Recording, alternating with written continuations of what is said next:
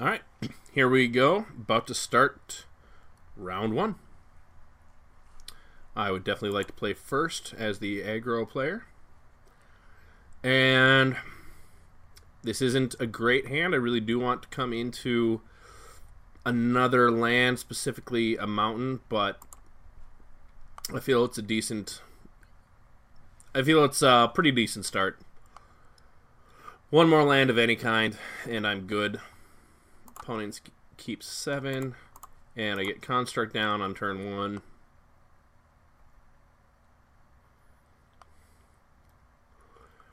Turn 2, if I get nothing else, I can put Sword of the Animist down.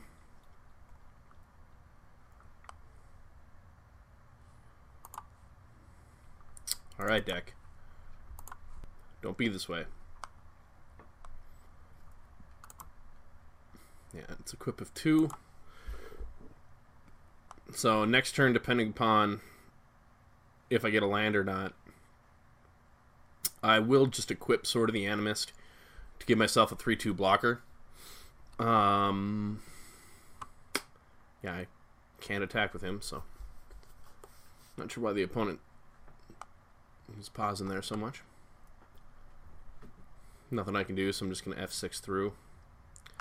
Alright. Yeah, that's not what I wanted to draw. But at least next turn, I'll be able to equip Sword of the Animist, attack, and get through with something. Even if it's just a suicide attack with one of the creatures. I need to get my mountain that badly.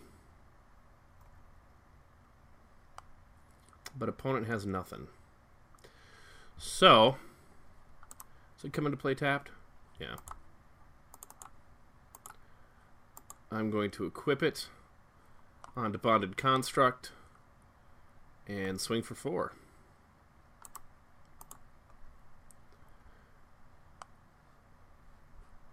Yes, ma'am, sir. Program. I would like to put a mountain into play while doing 6 damage to my opponent.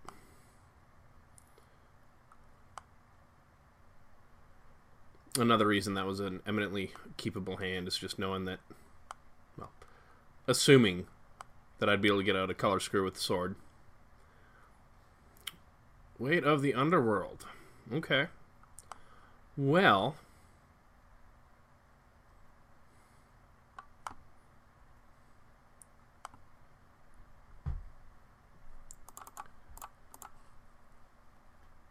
should have held on to that, buddy.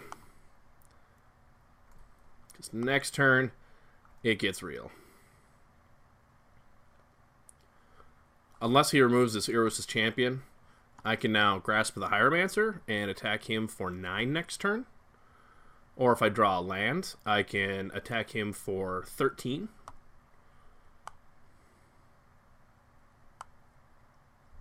But 5 mana is kind of the sweet spot for the black-white deck. It gives you access to, you know, the 5-drop removal spells. She's probably wondering, is it worth it to remove the champion? Which, I mean, it really is. Yeah. So we got all the way to the Underworld, huh? So he's not doing anything on his turn, but conversely, neither am I. I really need to pull into something I could play. Alright. So I'm going to drop the Akroan Sergeant. First strike, I think, is going to do me more good. Next turn, if I draw a land, I will 5 mana. Depending upon what he plays, I'll probably drop the Knight and Infectious Bloodlust it.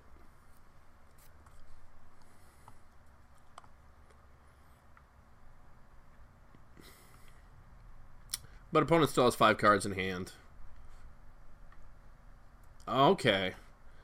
So he went deep on the black-white enchantments. So this is definitely a game I need to try to win fast. Because, well, yeah. I'm going to go ahead and attack now, because then I will put my Blessed Spirits into play. And when I Infectious Bloodlust, if he doesn't have a flyer out, I could definitely start making him pay for it. Because every Infectious Bloodlust on my Blessed Spirits is effectively a +3/+2. And that adds up in a hurry. And it's not like he's got nothing to worry about on the ground.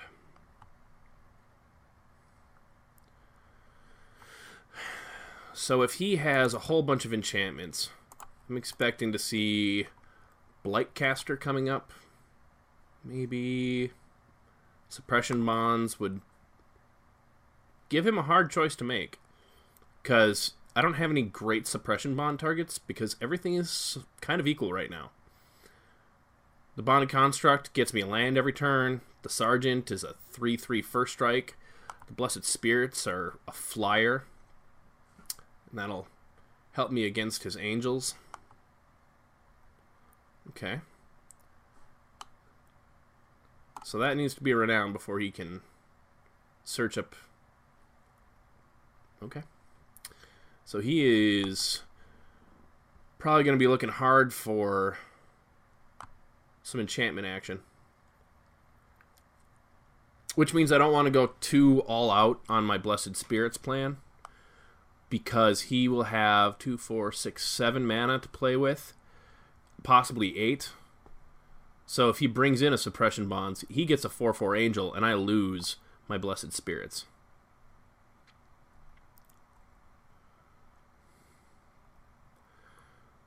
So if I... Oh. So if I do this now,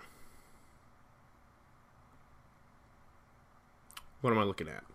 I can attack him for 8.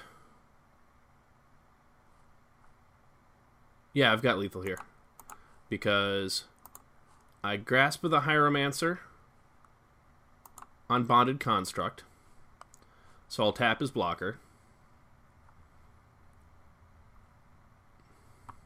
Then now I'm attacking for 10 damage, and then when I cast Infectious Bloodlust on, anything, this is now lethal. The nice thing about Infectious Bloodlust in a situation like this is it does not allow me to skip through combat, because you just can't. You have to attack. I'm going to do this just because. I've got lethal on board. He's tapped out. It's game over. But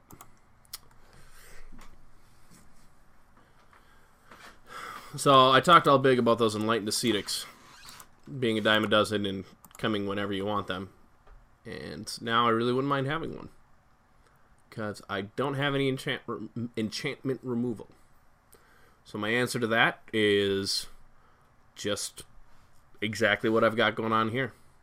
Trying to play lower to the ground and get him gone before he can mess with me. I didn't see enough of his creatures to know if Fiery Impulse is going to be any good. And the one creature I did see, it was vulnerable to.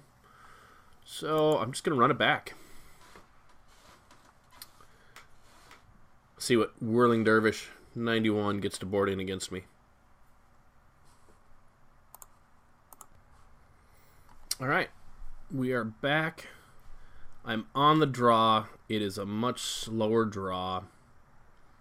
And I don't have my turn 1 play. Still going to keep, because I have 2 very solid turn 3 plays, and it's tough for me to mulligan a 3-mana 4-card hand, especially when there's only one card I can't cast, assuming that I draw, if I draw another mountain, I'm still going to be able to drop down. Yeah. So I'll be able to put Guardian Automaton into play.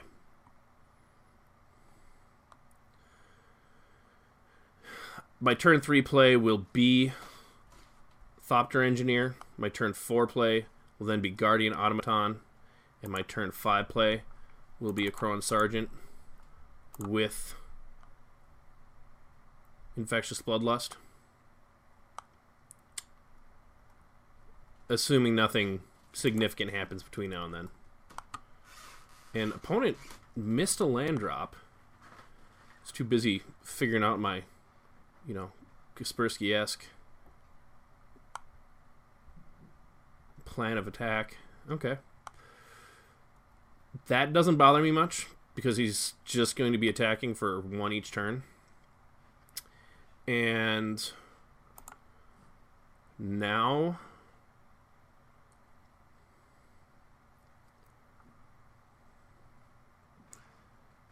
I think I could do 2 things. I can Grasp of the Hieromancer and play a Crowan Jailer, or I could just drop Guardian Automaton. I think Guardian Automaton is the better play. I'll go ahead and play that pre-combat. I should not have. I should have held up a combat trick, but I'll get better, I promise. Guardian Automaton does have haste, and that's something I should have remembered. I'm not going to attack in because Marauder has Death Touch. But next turn, I should be able to go to town on him. My guess is he's probably seeing that, going to hold up on the casting the Grave Blade, or attacking with the Marauder. He's not going to get much out of it. He's going to lose a Death Touch creature. I take 1 damage. No biggie. So my Sergeant would be a 4. Yeah, I think I stay on that plan. Casting the Akroan Sergeant and giving it Infectious Bloodlust. I will just attack with this and the Thopter, because I don't want to give him the choice of just blocking there and taking the rest. There's no way he can block this profitably.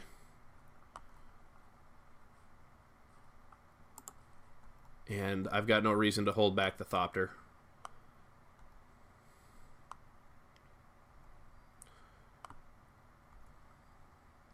Next turn, I'll be able to put down the Jailer, put down the Guardian, put Grasp of the Hieromancer on probably the Thopter token. Well, the Thopter token or the Guardian Automaton. Okay. Oromancer for no value. I can handle that. Or I can also just put the Grasp on the Sergeant, but I don't want to do that. I don't want to do that against this deck, or this color combination that has 5 mana removal spells that really punish you for doing that. So he can sack up to make the Husk a 6/6, which would then kill this unless I do that. And if I put it here, he can't just block the Automaton. Well, the nice thing about Infectious Bloodlust is if it dies, if the Sergeant dies, then victory. I get to go get another Infectious Bloodlust. In the meantime, I think I just have to go to him with this. I'm going to tap down the Graveblade Marauder because I don't want to give him the option of blocking my Guardian Automaton with just a 1/4.